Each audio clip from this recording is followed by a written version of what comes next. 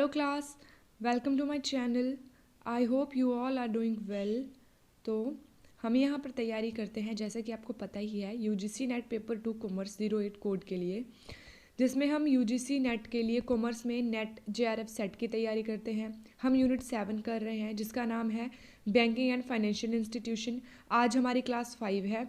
हमारी क्लासेस हिंदी और इंग्लिश दोनों ही लैंग्वेजेस में होती है, तो लैंग्वेज से रिलेटेड आपको किसी भी तरह का कोई भी बैरियर नहीं होगा। इससे पहले हमने यूनिट 1 एंड यूनिट 3 को पूरा कंप्लीट कर लिया है। जिन्होंने वो यूनिट्स नहीं देखी हैं उनको भी देख लीजिएगा, और कुछ हमने प्रीवियस ईयर्स क्वेश्चन किए थे उन्हीं यूनिट्स के, तो उनको भी देख लीजिएगा। आज का हमारी क्लास जो है वो 5 है। आज हमारा 3rd चैप्टर चला है इसके अंदर। इसके बाद हमारा एक और चैप्टर बचता है, तो इनको हम कंप्लीट करते हैं। देखते हैं कितने दिनों में ये कंप्लीट हो पाएगा। तो चलिए आज की क्लास को शुरू करते हैं। आज का हमारा टॉपिक है फाइनेंशियल मार्केट, जिसको आप बोलते हो वित्तीय बाजार। अब फाइनेंशियल मार्केट क्या होती है, किस तरह की होती है, कितने इसके टाइप्स होते हैं। सबसे पहले ये पता होना चाहिए कि फाइनेंशियल मार्केट होती क्या है। तो एक ऐसा स्थान जहां पर व्यापार किया जाता है, इन्वेस्टमेंट की जाती है कुछ इंस्ट्रूमेंट्स के अंदर, जो आपके अब financial market is a market place where individual, कोई एकल व्यक्ति, बिजनेसेस एंड इंस्टीट्यूशंस, जो आपके संस्थान होते हैं, वे क्या करते हैं, ट्रेड करते हैं, व्यापार करते हैं या इन्वेस्टमेंट करते हैं। किसमें? फाइनेंशियल इंस्ट्रूमेंट्स में। किसमें करते हैं? फाइनेंशियल इंस्ट्रूमेंट में, जो किस तरह के हो सकते हैं, लाइक स्टॉक्स में करते हैं, बॉन्ड्स में करते हैं, करेंसीज में करते हैं, कमोडिटीज़ में करते हैं, डेरिवेटिव्स में करते हैं। तो फाइनेंशियल मार्केट क्या होती है? एक ऐसा स्थान होता है जहां पर आपके इंडिविजुअल्स, बिजनेसेस एंड इंस्टीट्यूशंस व्यापार करते हैं, ट्रेड करते हैं फाइनेंशियल इंस्ट्रूमेंट में। जैसे कि आपके स्टॉक हो सकते हैं, बॉन्ड हो सकते हैं, करेंसीज हो सकती हैं, कमोडिटीज़ एंड डेरिवेटिव्स हो सकते हैं। इसमें ये इन्वेस्टमेंट कर सकते हैं। इट्स प्राइमरी पर्पस क्या होता है? इनका प्राइमरी पर्पस क्या होता है? Is to facilitate the exchange of capital and financial asset. Exchange करना है कैपिटल एंड फाइनेंशियल एसेट्स को, इनेबल, ताकि कि क्या इनेबल करना है उससे? बिजनेसेस के लिए रेज करना है फंड को, ठीक है, एक्सचेंज करना है कैपिटल का एंड फाइनेंशियल एसेट्स का, जिसकी वजह से आपने क्या करना है, रेज करना है फंड्स को। इन्वेस्टर टू अर्न रिटर्न, जो इन्वेस्टमेंट करेंगे स्टॉक्स में, बॉन्ड्स में, इनमें जब इन्वेस्टमेंट करेगा इन्वेस्टर, तो उसको इसके बदले में क्या चाहिए? इंटरेस्ट चाहिए, तो इसको वो अर्न करेगा। एंड इकोनॉमिक्स टू ग्रो, और क्या इसका पर्पस हो सकता है? इकोनॉमी को ग्रो करना। ये आपकी क्या होती है? इसको आप बोलते हो आप फाइनेंशियल मार्केट। एक ऐसा स्थान होता है जहां पर आपके इंडिविजुअल्स, बिजनेसेस, इंस्टीट्यूशंस ट्रेड करते हैं स्टॉक्स में, बॉन्ड्स में, करेंसीज में, कमोडिटीज़ में, डेरिवेटिव्स में। इनका प्राइमरी पर्पस होता है कि एक्सचेंज करना है अपने कैपिटल को, फाइनेंशियल एसेट्स को, ताकि आप क्या कर सको, फंड को रेज कर सको, आप इन्वेस्टर जो है रिटर्न को अर्न कर सके एंड इकोनॉमिक्स को ग्रो किया जा सके। ये आपकी होती है फाइनेंशियल मार्केट। अब financial market perform various function such as risk diversification and reduction. अब फाइनेंशियल मार्केट कहाँ पर परफॉर्म करती है? इसके क्या कार्य हो सकते हैं? तो रिस्क को डाइवर्सिफाई किया जा सकता है। कैसे? आप बहुत ज़्यादा पोर्टफोलियोज में इन्वेस्टमेंट कर दो, आपका रिस्क जो है वो डाइवर्सिफाई हो जाएगा एंड कम भी हो जाएगा। Efficient payment mechanism, providing information about companies के बारे में, transformation of financial claims to suit the preferences of both server and borrower, enhance liquidity of financial claims through trading. तो इसके अंदर ये सब काम किया जाता है। पेमेंट मैकेनिज्म इसके अंदर होता है, प्रोवाइड करवाई जाती है इंफॉर्मेशन अबाउट कंपनीज के रिगार्डिंग कि कौन सी कंपनी में हमें इन्वेस्टमेंट करना चाहिए। Transformation of financial claims to suit the preferences of the server and borrower, जो आपका सर्वर है, जो बोरोवर है, जो सेवर है, बोरोवर है, उन दोनों के बीच में क्लेम्स को क्या करना है, प्रेफरेंस उनको देना है। फाइनेंशियल क्लेम्स जो भी वो करेंगे उनको इन्हेंस करना है, लिक्विडिटी को बढ़ाना है and financial claims through trading के थ्रू आपको फाइनेंशियल क्लेम्स को प्राप्त करना है। व्यापार करके उसमें से इंटरेस्ट अर्न कर लिया, वो आपका क्लेम हो गया फाइनेंशियल। ये आपके फाइनेंशियल मार्केट का काम होता है। अब हम देखते हैं कैरेक्टरिस्टिक्स ऑफ फाइनेंशियल मार्केट की। कैरेक्टरिस्टिक्स क्या है? तो फाइनेंशियल मार्केट में आपकी लिक्विडिटी होती है। लिक्विडिटी का मतलब होता है तरलता। तो financial market provide the ability to buy and sell asset quickly without significantly affecting their price. अब क्या किया जाता है, फाइनेंशियली मार्केट इस तरह से प्रोवाइड करवाई जाती है, उसमें इतनी एबिलिटी होती है कि बाई किया जा सकता है, खरीदा जा सकता है, सेल किया जा सकता है, बेचा जा सकता है एसेट्स को क्विकली, बिना प्राइस को इफेक्ट किए हुए। प्राइसेस में बिल्कुल भी चेंज नहीं आएगा। आप क्या करोगे, सिक्योरिटीज़ को परचेज करोगे, सिक्योरिटीज़ को सेल करोगे, ये आप काम कर सकते हो। Highly liquidity market ensure smooth trading and encourage participants. क्या होता है, अगर आपकी मार्केट के अंदर हाईली लिक्विडिटी है तो ये इंश्योर करते हैं कि आपकी मार्केट के अंदर स्मूथ ट्रेडिंग हो रही है, अच्छे से सिक्योरिटीज़ को सेल और बाई किया जा रहा है, और ये इनकरेज करते हैं पार्टिसिपेशन को, ताकि प्रतिस्पर्धा बढ़े, ज़्यादा से ज़्यादा लोग इसमें इन्वेस्टमेंट करें। तो ये है इसकी कैरेक्टरिस्टिक्स लिक्विडिटी। उसके बाद आता है ट्रांसपेरेंसी, जिसको आप बोलते हो पारदर्शिता।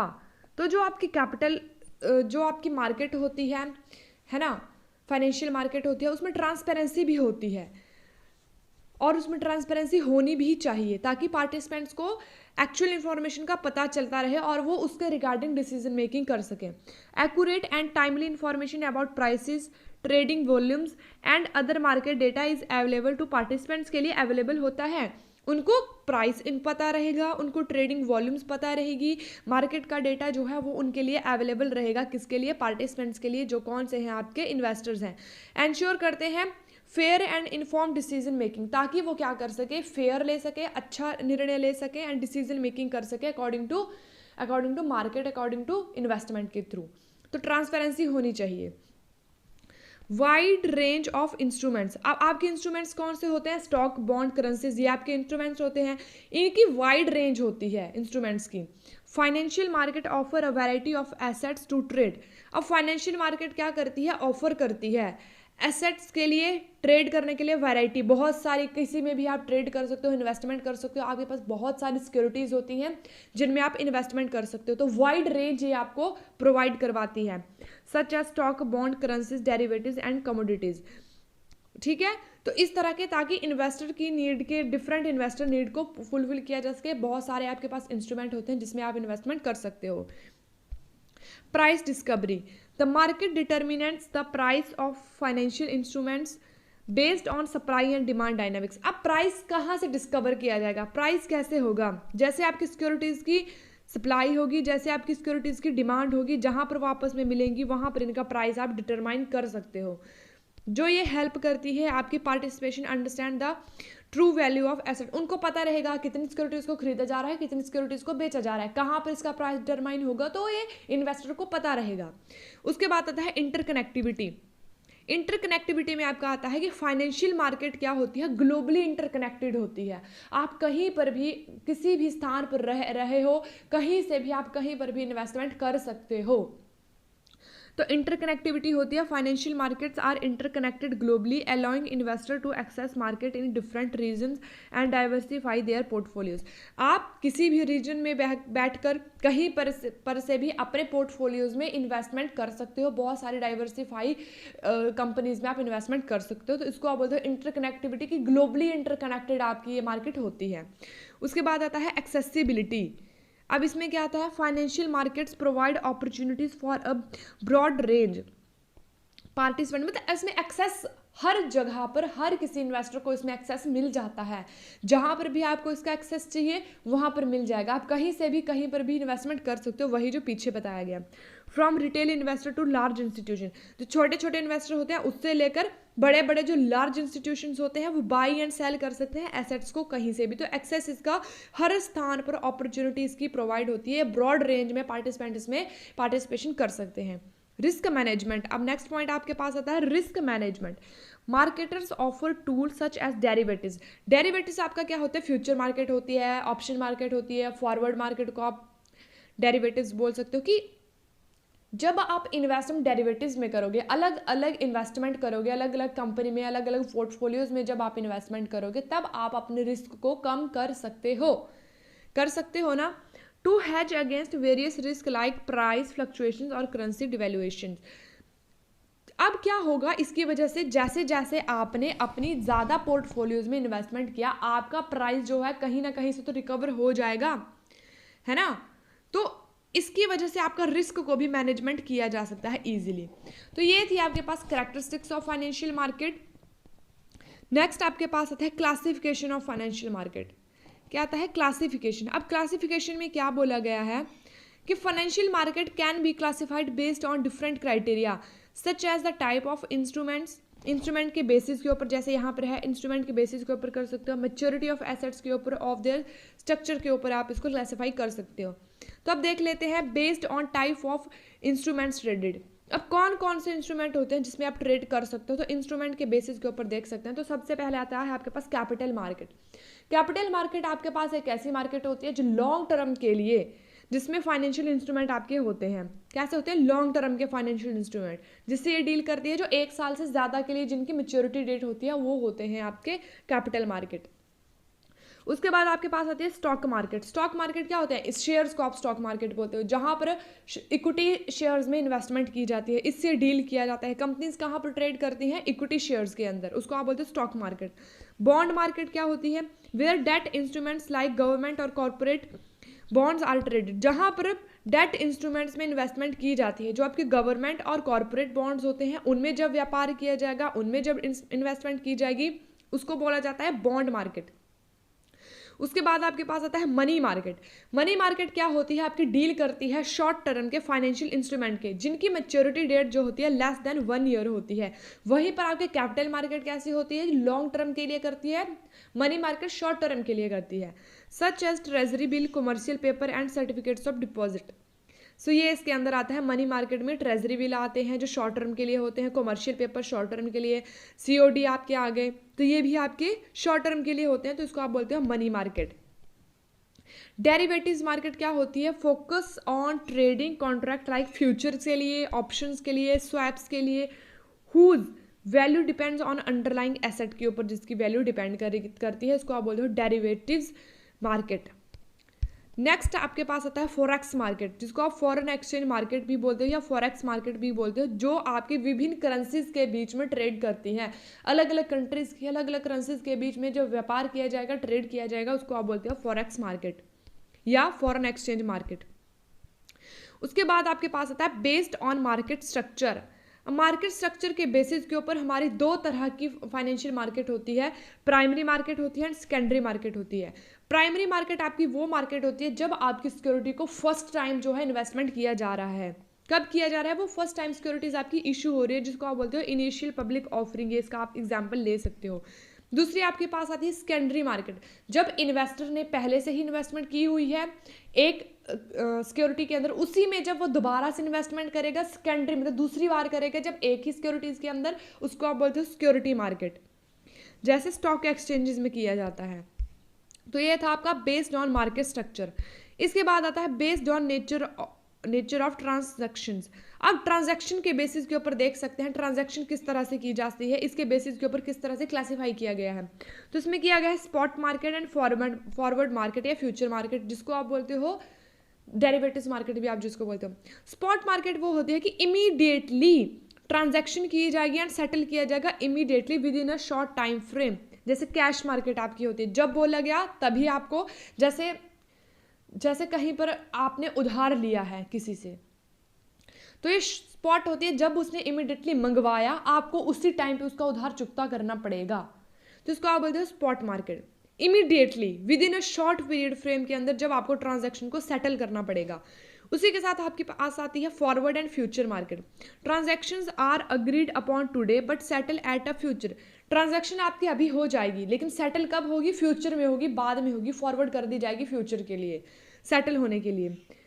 ऑफन यूज और हैजिंग एंड स्पेकुलेशन, ये कहाँ पर ये होता है? हैजिंग में होता है या आपकी स्पेकुलेशन में होता है, जहाँ पर आपका सट्टेबाजी होती है, वहाँ पर इस तरह की मार्केट का यूज़ किया जाता है। सो ये थी आपकी based on nature of transaction. इसके बाद आपके पास डिफरेंस हम देखते हैं। तो हमने अभी तक क्लासिफिकेशन देखा है, जो 3 तरह का क्लासिफिकेशन था, ठीक है, जो आपको अच्छे से समझ में आ गया होगा, यहाँ से क्वेश्चन आ सकता है एग्जाम में। इसके बाद है आपके पास difference between money market and capital market. अब money market and capital market के ऊपर ज़्यादा फोकस क्यों किया जा रहा है? क्योंकि फाइनेंशियल मार्केट से यहाँ से ही क्वेश्चन आता है। फाइनेंशियल मार्केट में आपका जो कैपिटल मार्केट है एंड जो मनी मार्केट है, क्योंकि कैपिटल मार्केट आपका लॉन्ग टर्म के लिए है, मनी मार्केट आपका शॉर्ट टर्म के लिए, यहीं से ही क्वेश्चन आपके बन जाएंगे। सो यहीं से क्वेश्चन पूछा जाता है, इसलिए हम इसका डिफरेंस समझेंगे, तो डिफरेंस से आपको इसका कॉन्सेप्ट क्लियर हो जाएगा। The money market and capital market are two segments of the financial market that serves different purpose and there are different types of financial instrument। अलग अलग तरह के फाइनेंशियल इंस्ट्रूमेंट होते हैं जिसमें इन्वेस्टमेंट की जाती है, इनके अलग अलग रिजल्ट्स आपको आते हैं। कैपिटल मार्केट एंड आपका जो मनी मार्केट है, दो अलग अलग सेगमेंट है, अलग अलग प्रकार के हैं, तो इनके बारे में चलिए डिफरेंस अच्छे तरह से हम देखते हैं। सबसे पहले डिफरेंस है आपका डेफिनेशन के रिगार्डिंग। तो मनी मार्केट की डेफिनेशन क्या है? A market for short term financial instrument with a maturity period of less than 1 year. तो मनी मार्केट क्या होती है? आपका एक फाइनेंशियल इंस्ट्रूमेंट है, एक ऐसा है जो 1 साल से कम के लिए आपको मैच्योरिटी डेट प्रोवाइड करता है। It deals with high liquidity low risk securities. कैसी सिक्योरिटीज के साथ ये डील करता है? जिसमें हाई लिक्विडिटी होती है एंड रिस्क जिसके अंदर बहुत कम होता है। रिस्क कम है, हाई लिक्विडिटी है, मनी मार्केट है, गवर्नमेंट सिक्योरिटीज में भी आप इसमें इन्वेस्टमेंट कर सकते हो। उसके बाद आपके कैपिटल मार्केट का डेफिनेशन समझ लेते हैं। A market for long term financial instruments with a maturity period of more than 1 year. इसमें क्या होता है? मैच्योरिटी पीरियड आपका मोर देन 1 ईयर होता है। It facilitate raising capital for long term investment. इसमें क्या किया जाता है? जो आपका इन्वेस्टमेंट है लॉन्ग टर्म के लिए कैपिटल को इसमें रेज किया जाता है। उसके बाद आता है अकॉर्डिंग टू पर्पस। अब पर्पस के बेसिस के ऊपर आपका किस तरह का है financial market, money market and capital market purpose के बेसिस के ऊपर देखते हैं। Focus on meeting short term funding need for businesses government and financial instrument. अब इसका पर्पस क्या होता है? फोकस ऑन मीटिंग के ऊपर ये फोकस करता है मनी मार्केट। शॉर्ट टर्म में फंड की नीड को फुलफिल करता है, बिजनेसेस की होगी, गवर्नमेंट की होगी, फाइनेंशियल इंस्टीट्यूशंस की होगी। शॉर्ट टर्म नीड्स है अगर कोई फाइनेंस से रिलेटेड तो उसको ये पूरा करता है। वहीं पर आपकी कैपिटल मार्केट क्या करती है? हेल्प करती है एंटिटीज की raise long term fund for expansion के लिए, इंफ्रास्ट्रक्चर के लिए एंड डेवलपमेंट प्रोजेक्ट। अगर कोई इंस्टीट्यूशन आपका क्या कर रहा है, इंफ्रास्ट्रक्चर में उसको इन्वेस्टमेंट चाहिए, प्रोजेक्ट को डेवलपमेंट करना है या फ्यूचर में एक्सपेंशन उसको करना है अपने बिजनेस के लिए, लॉन्ग टर्म के लिए अगर उसको फाइनेंस चाहिए तो कैपिटल मार्केट लॉन्ग टर्म के लिए फाइनेंस उसको प्रोवाइड करवाती है। ये इसका पर्पस होता है। उसके बाद आता है पार्टिसिपेंट्स। उसके बाद आता है पार्टिसिपेंट्स। अब मनी मार्केट के पार्टिसिपेंट्स कौन से होते हैं? सेंट्रल बैंक होता है, कमर्शियल बैंक्स होते हैं, corporations, governments and money market mutual funds. Capital market के पार्टिसिपेंट्स कौन से होते हैं? इंडिविजुअल इन्वेस्टर हो गया, इंस्टीट्यूशन इन्वेस्टर हो गया, कॉर्पोरेशन हो गई, गवर्नमेंट होगी एंड स्टॉक एक्सचेंजेस हो गई। उसके बाद रिस्क एंड रिटर्न आता है। तो मनी मार्केट में लो रिस्क होता है, लो रिटर्न होता है क्योंकि शॉर्ट टर्म के लिए होती है और इसको इजीली कैश में आप कन्वर्ट करवा सकते हो as it deals with short term highly liquid securities की वजह से। तो इसमें लो रिस्क लो रिटर्न होता है। वहीं पर कैपिटल मार्केट में high risk with the potential for higher return. जितना ज़्यादा आप रिस्क बियर करोगे उतना ही ज़्यादा तो आपको प्रॉफिट होगा, उतना ही ज़्यादा तो आपको रिटर्न होगा। तो as it involve long term investment में ही आप ऐसा प्राप्त कर सकते हो। उसके बाद आता है लिक्विडिटी। तो मनी मार्केट के अंदर आपकी लिक्विडिटी ज़्यादा होती है क्योंकि आप इसमें शॉर्ट टर्म में इजीली कन्वर्ट करते हो, इंस्ट्रूमेंट को कैश में इजीली कन्वर्ट कर सकते हो। वहीं पर आपके पास आती है capital market, less liquid compared to the money market as long term investments are involve. अब इसमें क्या होता है? लिक्विडिटी इसमें कम होती है, मनी मार्केट से कंपैरिजन करके देखा जाए तो इसमें लिक्विडिटी कम होती है। लॉन्ग टर्म में जब इन्वेस्टमेंट इसमें की जाती है तब इसको कैश में इजीली कन्वर्ट करना ईजी नहीं होता है। सो ये था आपके पास difference between money market and capital market. तो आई होप कि आपको अच्छे से समझ में आ गया होगा। इसके बाद हम देखते हैं stock exchanges in India. Stock exchanges क्या होती हैं? अब इसके बारे में देखते हैं, जहाँ पर आप कंपनीज़ के बारे में देख सकते हो, कौन सी कंपनी में इन्वेस्टमेंट करना है, कितना करना है, कौन सी कंपनी स्टॉक में चली हैं, कौन सी कंपनीज़ में आपको इन्वेस्टमेंट करना चाहिए, ये सब आपको स्टॉक एक्सचेंजेस से ही पता चलता है। ठीक है, अब देखते हैं कि what is the meaning of stock exchanges. अब इंडिया के अकॉर्डिंग हम देखते हैं एंड इंडिया में ये भी हम देखेंगे कि कितने स्टॉक एक्सचेंजेस इंडिया के अंदर एट प्रेजेंट में है ना। तो चलिए, the securities contract act 1956 define stock exchanges as any body of individuals. क्या है? एनी बॉडी ऑफ इंडिविजुअल है वेदर रेगुलेटिंग और controlling the businesses of buying, जो क्या करती है? बिजनेसेस को रेगुलेट करती है एंड कंट्रोल करती है, बिजनेसेस ऑफ बाइंग, सेलिंग और dealing in securities. Stock exchanges क्या होती हैं? जो रेगुलेट करती हैं और कंट्रोल करती हैं बिजनेसेस को बाइंग करने के लिए, सेलिंग करने के लिए सिक्योरिटीज़ की।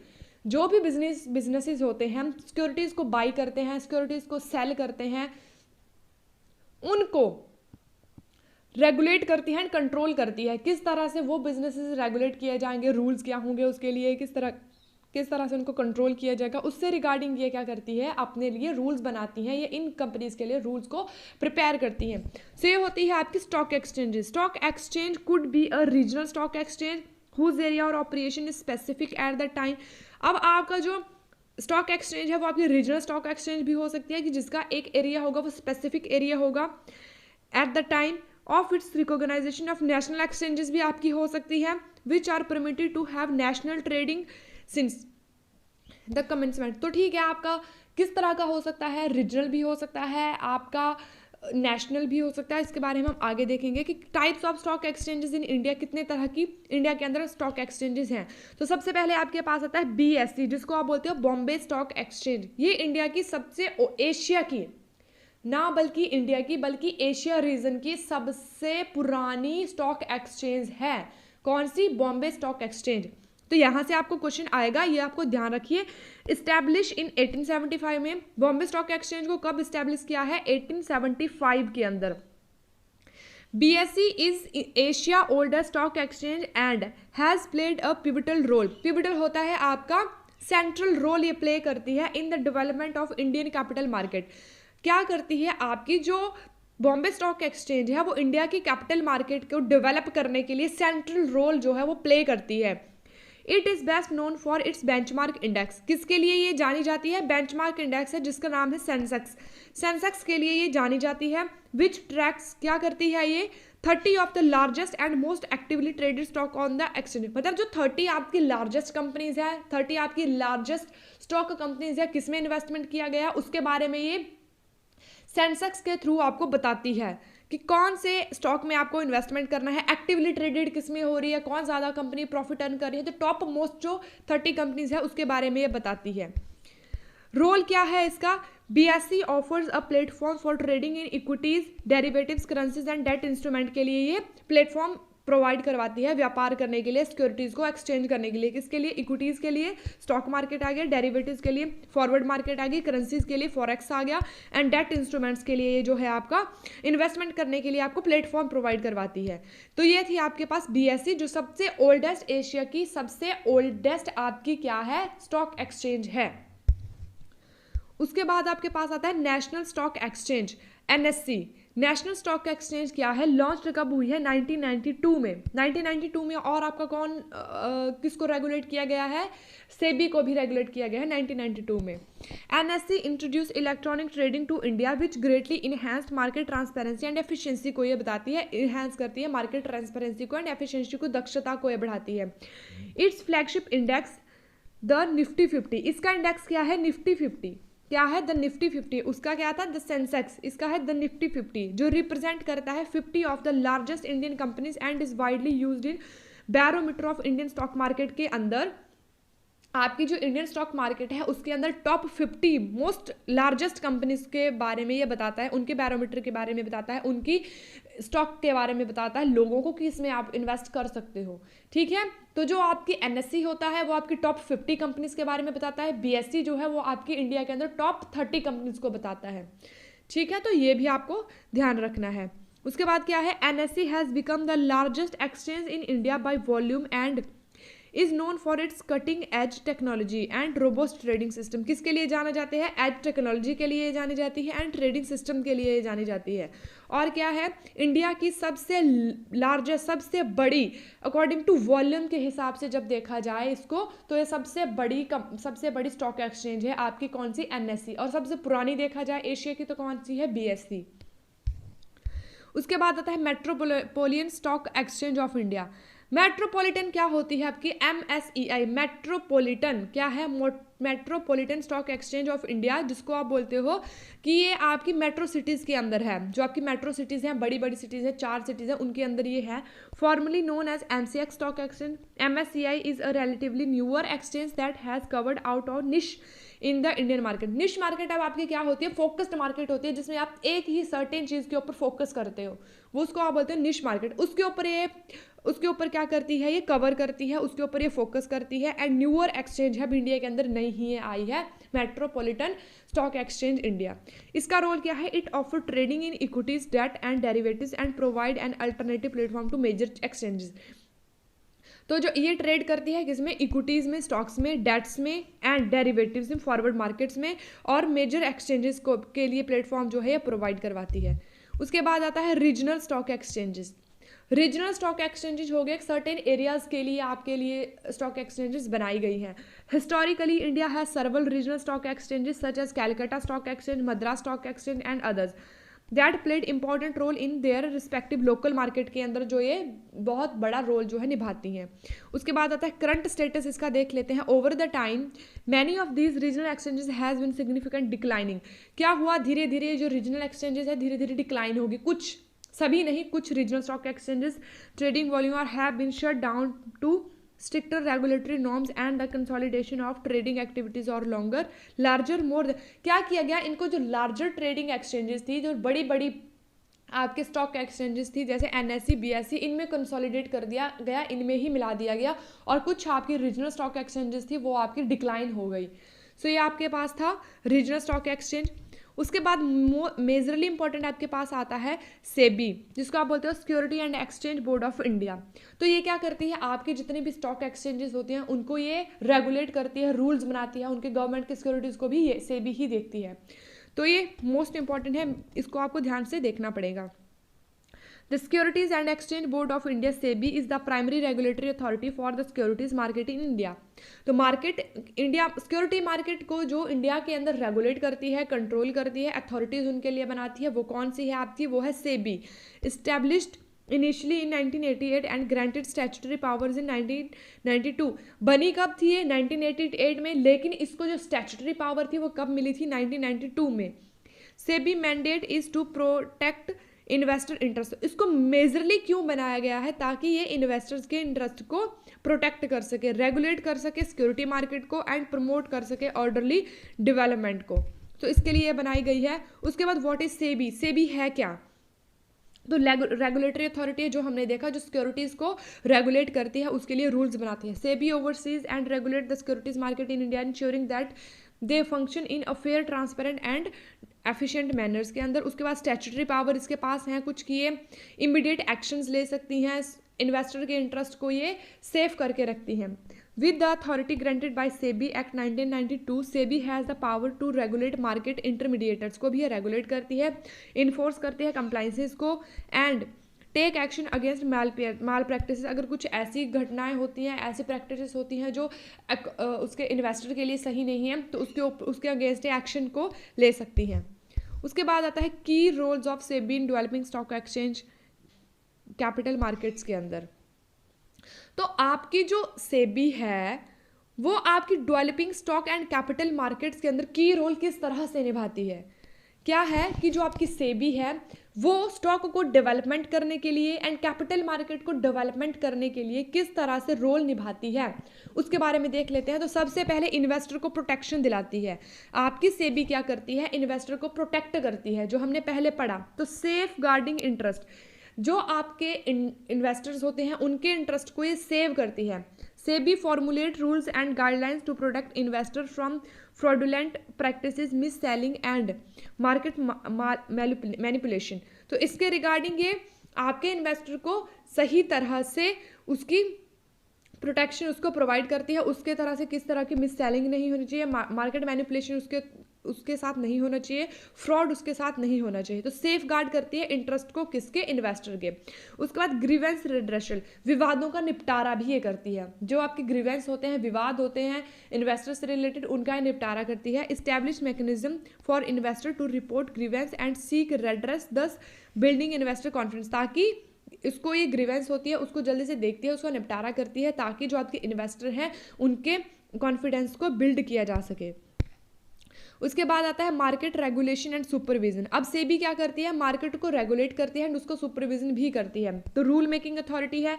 SEBI introduce regulation for the function of stock exchanges, brokers, mutual funds and other market practices को ये देखती है। इन्फोर्समेंट करती है किसका, लॉज का। रूल मेकिंग बना दी सबसे पहले इसने, ब्रोकर के लिए, स्टॉक एक्सचेंज के लिए, म्यूचुअल फंड्स के लिए किस तरह से काम किया जाएगा, किस तरह से प्रैक्टिस की जाएगी, उसके लिए तो उसने रूल मेकिंग बना दी। उसके बाद जो रूल्स बनाए हैं उनको एनफोर्स भी तो करना पड़ेगा, कहीं पर उसको लगाना भी तो पड़ेगा। Monitor market activities, conduct inspection and take corrective measures और legal actions when necessary to ensure compliance with regulations. तो ये आपका इन्फोर्स भी करती है। उसके बाद आता है development of the market infrastructure. अब आपकी जो सेबी है वो क्या करती है, मार्केट इंफ्रास्ट्रक्चर को भी डेवलप करने में हेल्प करती है। मॉडर्नाइजेशन, मॉडर्नाइजेशन का मतलब आपका यही होता है कि जो टेक्नोलॉजी आई है उस टेक्नोलॉजी का आपने अपनी मार्केट के अंदर, सिक्योरिटी मार्केट के अंदर यूज़ करना है। Promote the adoption of technology advancement like electronic trading system का जब आपने यूज़ किया, एडवांसमेंट लाई आपने अपनी सिक्योरिटी मार्केट में, that increase market efficiency, liquidity and transparency. तो क्या किया इसने, इंक्रीज किया मार्केट की एफिशिएंसी को, दक्षता को बढ़ाया, लिक्विडिटी को बढ़ाया, ट्रांसपेरेंसी को बढ़ाया। तो ये आपका मॉडर्नाइजेशन आ गया। उसके बाद आता है standardisation. Set norms and standards for listening, disclosure and corporate governance, thereby strengthening the credibility of the market। अब एक स्टैंडर्ड निर्धारित करती है, नॉर्म्स निर्धारित करती है ताकि मार्केट को स्ट्रेंथन किया जा सके, क्रेडिबिलिटी को बढ़ाया जा सके। उसके बाद आपके पास आता है ensuring transparency and fair practices. अब आपका जो सेबी है वो क्या करता है, ट्रांसपेरेंसी को इंश्योर करता है एंड फेयर प्रैक्टिसेस जो आपकी होती हैं उनको ये देखता है। तो डिस्क्लोजर नॉर्म्स, कि जिस भी प्रकार की आपकी कोई भी इंफॉर्मेशन है उसको सभी के लिए डिस्क्लोज किया जाए, इस तरह का इसने रूल बनाया है सेबी ने। Mandate stating disclosure requirement for companies ensuring that all material information is available to investor. जो भी इन्वेस्टर को अवेलेबल सूचना होगी, जरूरी उसको इंफॉर्मेशन होगी, उन सभी को उसको प्राप्त करवाया जाएगा। मॉनिटर ट्रेडिंग प्रैक्टिसेस, अब क्या किया जाएगा, जो ट्रेड से रिलेटेड प्रैक्टिसेस हैं उनको मॉनिटर किया जाएगा, किसके द्वारा, सेबी के द्वारा। Regulates insider trading, short selling and other trading practices to maintain a level playing in a field of all market practices. Participants, जो भी पार्टिसिपेंट्स होते हैं, जिस प्रकार का मार्केट के अंदर वो कार्य करते हैं, उसके ऊपर भी नज़र किसके द्वारा रखी जाएगी, सेबी के द्वारा रखी जाएगी। तो ये आपके पास सेबी के कुछ कार्य थे, या सेबी डेवलपमेंट के लिए जो है इसमें कार्य करती है। अब देख लेते हैं फंक्शंस ऑफ सेबी। अब सेबी के कार्य क्या हैं, तो सेबी परफॉर्म करती है a wide range of functions to ensure that India securities market and fair, transparent and efficient. इसके बारे में मैंने आपको डिटेल में बता दिया, वही है इसके फंक्शन के। रेगुलेट एंड सुपरविजन करती है, डेवलप करती है and enforce rules and regulation, rules and regulation को बनाती है, उनको एनफोर्स करती है मार्केट के अंदर, इंटरमीडिएटर के अंदर, ब्रोकर के ऊपर, underwrites, portfolio managers and investment advisory ये प्रोवाइड करती है। तो इस तरह का ये काम करती है। इन्वेस्टर को प्रोटेक्शन ये दिलाती है। और क्या काम करती है, मार्केट को डेवलप करती है इंफ्रास्ट्रक्चर के लिए, मॉडर्नाइजेशन करती है, जो कि हमने पीछे पढ़ा। रेगुलेशन ऑफ पब्लिक ऑफरिंग, यहाँ से क्वेश्चन नहीं आएगा लेकिन आपको ऐसे पता होना चाहिए।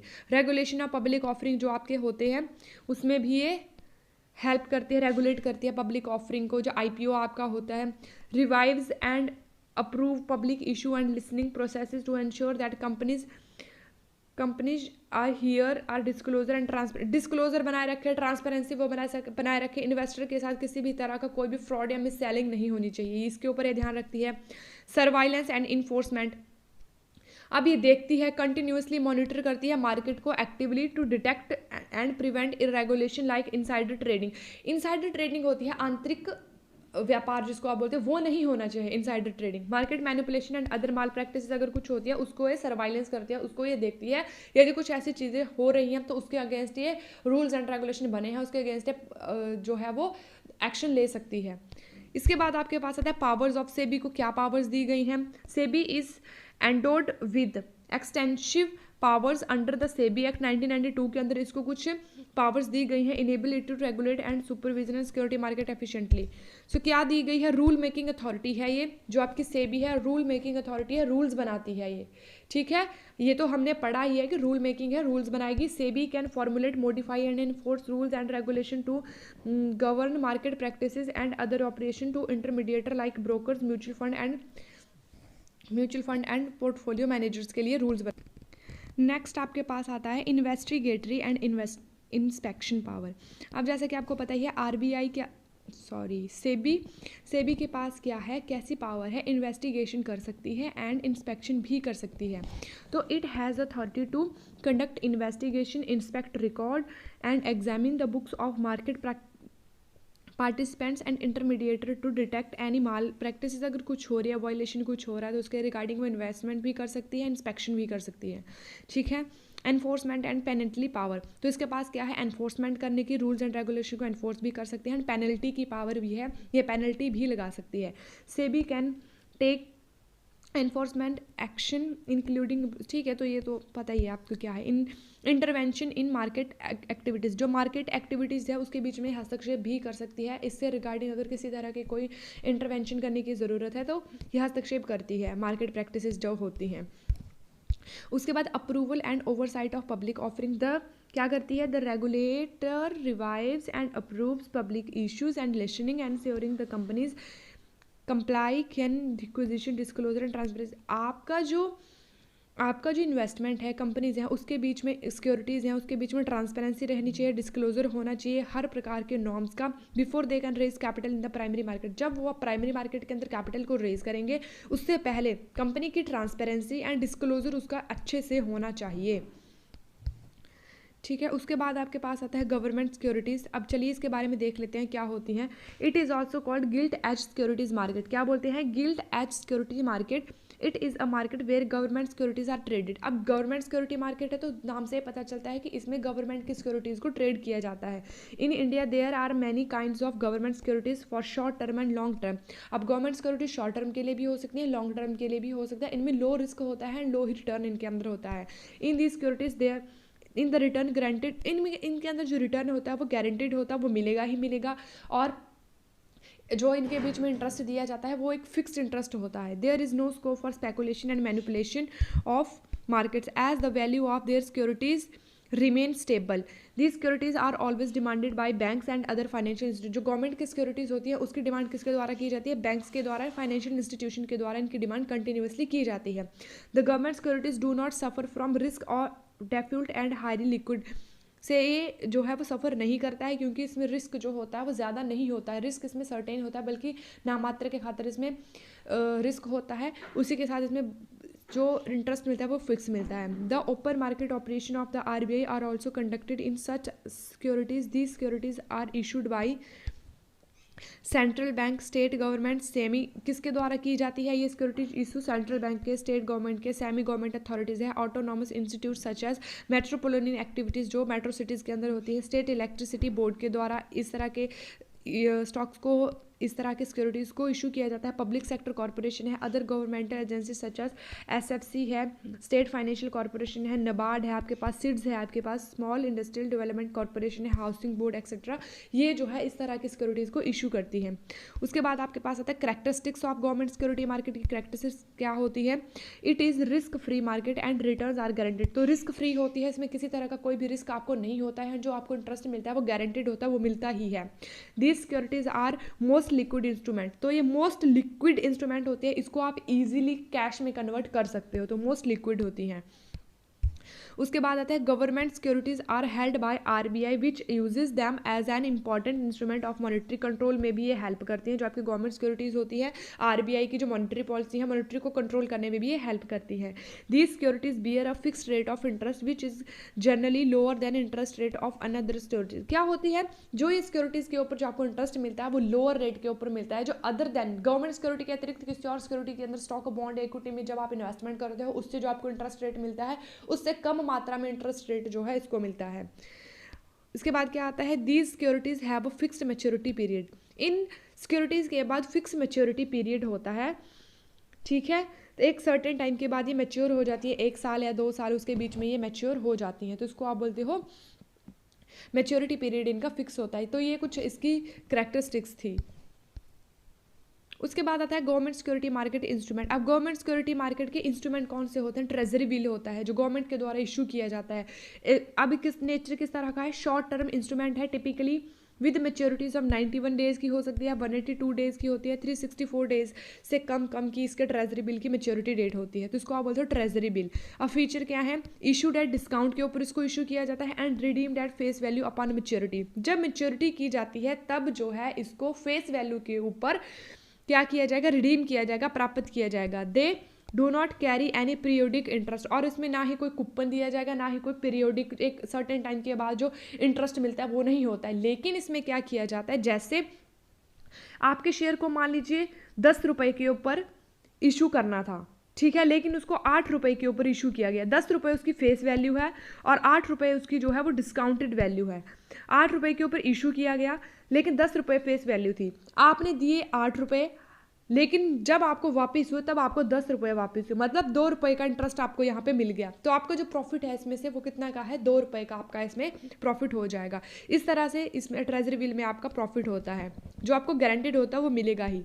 डेटेड गवर्नमेंट सिक्योरिटीज, जिसको आप जी सेक्स भी बोलते हो, तो इसको आप बोलते हो जी सिक्योरिटीज, गवर्नमेंट सिक्योरिटीज। इसका नेचर कैसा होता है, long term bond issued by the government.